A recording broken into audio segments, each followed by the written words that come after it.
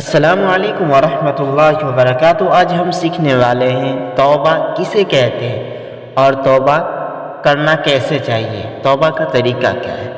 توبہ نام ہے کسی گناہ پر شرمندہ ہونا، اسے توبہ کہتے ہیں۔ کیسے کرنا چاہیے؟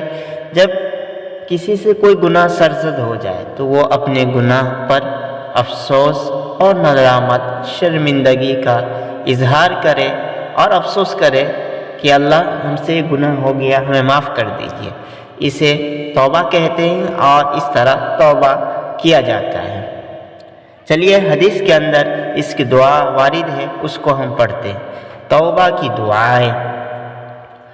رسول اللہ صلی اللہ علیہ وسلم نے فرمایا، جب کسی سے کوئی گناہ سرزد ہو اور توبہ کرنا چاہے تو اپنے ہاتھ اللہ تعالیٰ کے آگے پھیلائے، پھر یہ دعا پڑھے، اللہم انی اتوب الیک منہا لا ارجع الیہا ابدا، اللہم انی اتوب الیک منہا لا ارجع الیہا ابدا، یا ابداً بھی پڑھ سکتے ہیں۔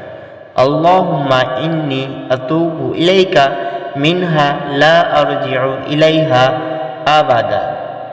اس کا ترجمہ ہے، الہی میں آپ کے سامنے اس گناہ سے توبہ کرتا ہوں، پھر کبھی نہ لوٹوں گا اس کی طرف، یعنی اس گناہ کی طرف۔ یہ توبہ ہے اور اس طرح انسان کو توبہ کرنی چاہیے۔ اگر گناہ سرزد ہو جائے، چھوٹی ہو یا بڑی، تو اسے اس طرح کر کے توبہ کرنا چاہیے، یا ان الفاظ کو کہہ لیں یا اپنی زبان میں گناہ پر شرمندگی اور ندامت کا اظہار کرے۔